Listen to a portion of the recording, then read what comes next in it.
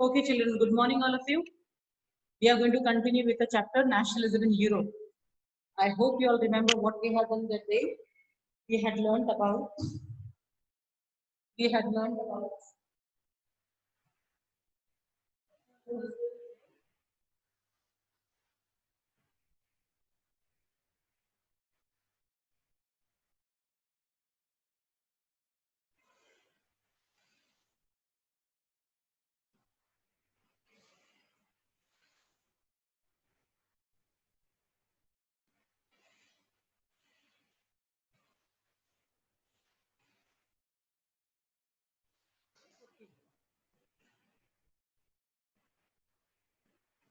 okay, pay attention.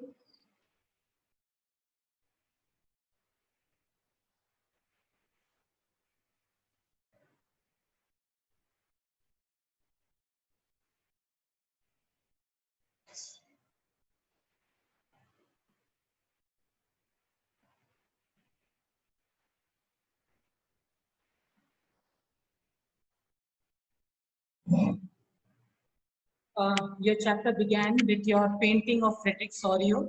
After that, we had done about nation state or the concept of nationalism swept the entire continent Europe.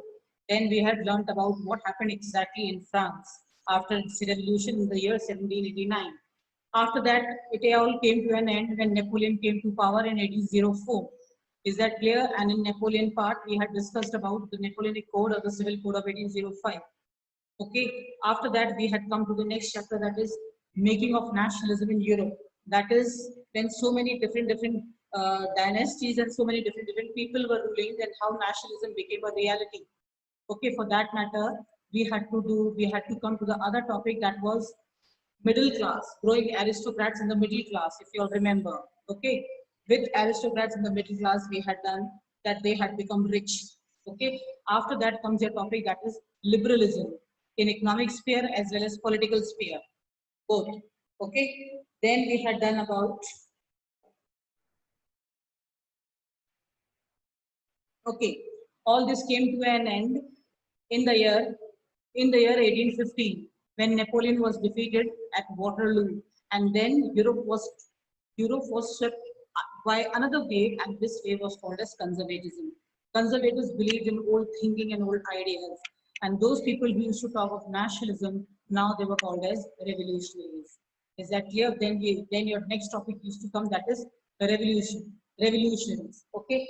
After that, we had done about 1830 to 1848, the second chapter, 1830 to 1848, where we had learnt about that it was an age of revolution. Age of revolution in the sense that there was many revolutions.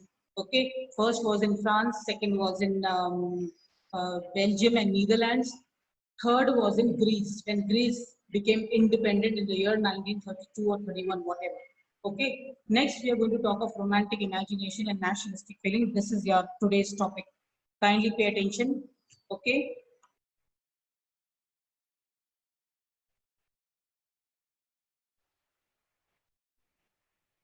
Okay. When we talk of romanticism, now it is nothing to do with your romantic ideas or whatever.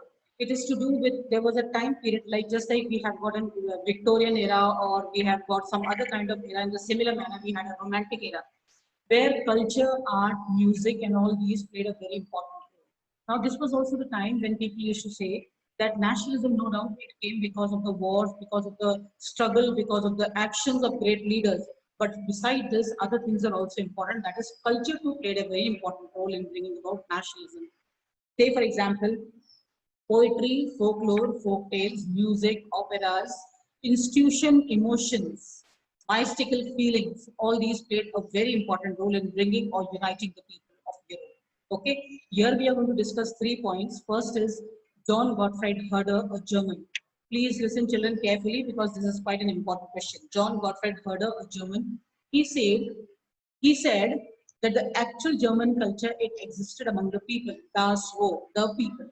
Okay, and that is why he collected folk tales and folklore from everywhere and then got them printed. Secondly, we are going to talk about Secondly, we are going to talk about language. Now, language too played a very important role in the sense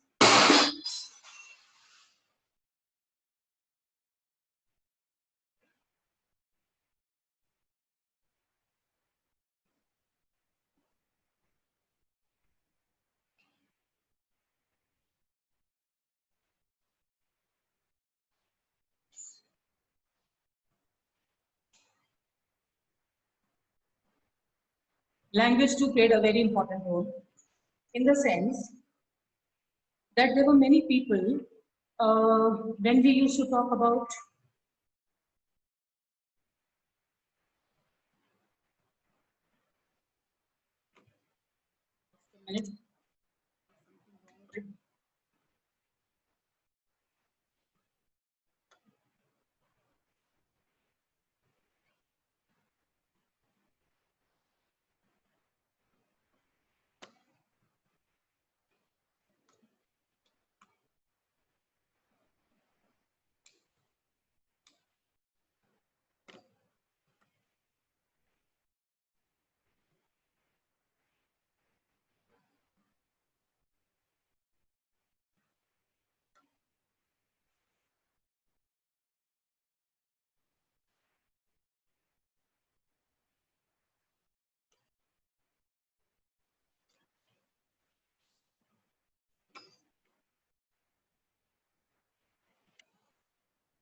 why you people are late when it is 7:45 is the class. Why these people are late, children? Okay. Yes. Emphasis on vernacular language was another thing. Language too played a very important role, and here vernacular language means the regional language of different people. Okay, vernacular language was emphasized by the people of Europe because there were a large number of population who was illiterate. So this message of nationalism or freedom, it has to be carried to various groups of people who were actually illiterate. So that is why emphasis was being done. Similarly, we all know that Poland, as per the Treaty of Vienna, Poland was divided between three main countries, Russia, and Austria. Okay, and it no longer existed as an independent nation. Yet people in Poland, they kept up their national struggle or their freedom movement by celebrating their culture, by celebrating their music, by celebrating their operas, by celebrating dances of Poland, which was called as, say, this was being done by a person whose name was Karol Kurpinski, and he celebrated two dances of Poland, which was quite famous. One was Polonaize and the other was Mazurka. Is that clear? This is your second example. Third, again, we are going to focus on language only. Here we are going to talk of Polish language. When Poland was entirely under the control of Russia, okay, Polish language was banned out. It was banned, and nobody was supposed to speak in Polish language.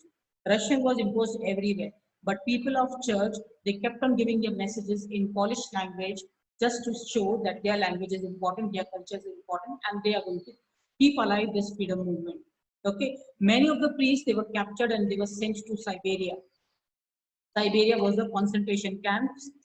Okay, there they had to stay over there. Yet people celebrated the spirit of the fighting of nationalism in this manner.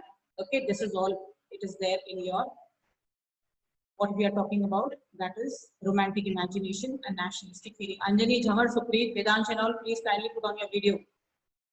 Okay, next we are going to talk about the next topic, the year of hunger, hardship and revolt, 1830s.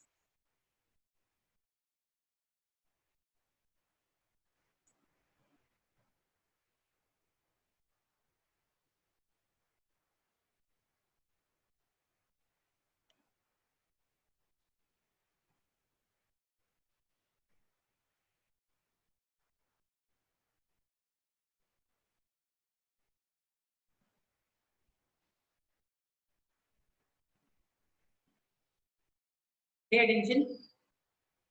Here we are going to talk of 1830s to 1848, the years of hunger, hardship, and revolt.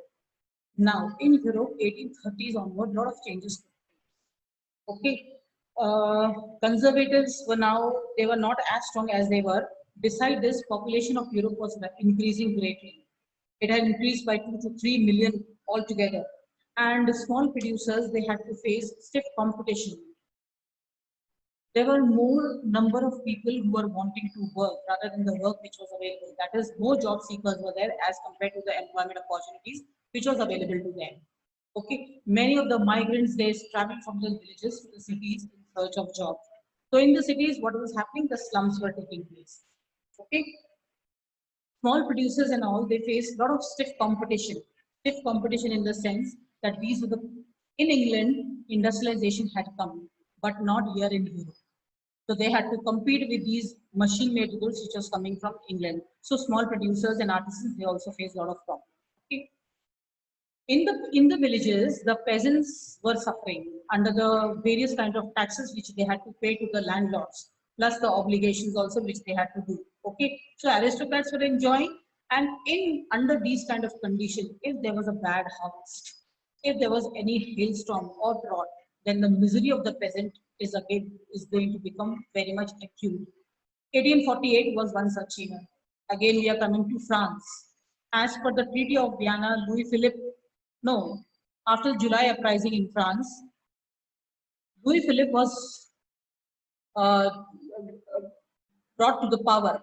I hope you all remember Louis Philippe after July uprising. Okay. Now, 1848 was one such year. Louis Philippe, who was the constitutional monarch of France, okay, there he faced some troubles. Prices of bread went high. Okay, people were not able to buy bread. So barricades were erected everywhere in France and people came on the roads. Louis Philippe, he had to run away, and France was once again proclaimed as a republic, granting a right to work to everybody as well as universal suffrage to each and everyone who was above 21 years of age. That is not women, but only men were given this right to vote. Here is your one more description is there, which is about Silesia. Silesia is never asked in examination, yet you have to remember it. 1845 was one such year. What used to happen that the weavers were supposed to work from their homes. Okay, and the contractors used to come and he used to give them all the raw material as well as a certain amount of money, but the money which he paid was very less. So weavers kept on demanding because their condition was very bad. But the contractor did not listen to them. One fine day, not many weavers, they all got together and they went to the contractor's house. But the contractor, in fact, listening to their problem, in fact, he started laughing at him. That is very scornfully, he laughed at him. The word in your book is scornfully, he laughed at them. So weavers got very angry. They went into his house. They smashed his window panes and everything, and all the furniture and everything. The weaver, this contractor had to, the contractor had to run away from his home. Okay, after 24, he went to the nearby village, but in the nearby village also, people were not able to give him any kind of protection. Okay, after 24 hours, he brought the army and 11 weavers were shot dead. This is all about Silesia uprising, 1838 to 1848. Okay, now the next we are going to read about. Kindly don't refer, just now only listen. Chirayu and all, just listen. Okay, afterward you all may read the chapter. Don't worry. Okay, just now only listen. Now we are going to talk about 1848.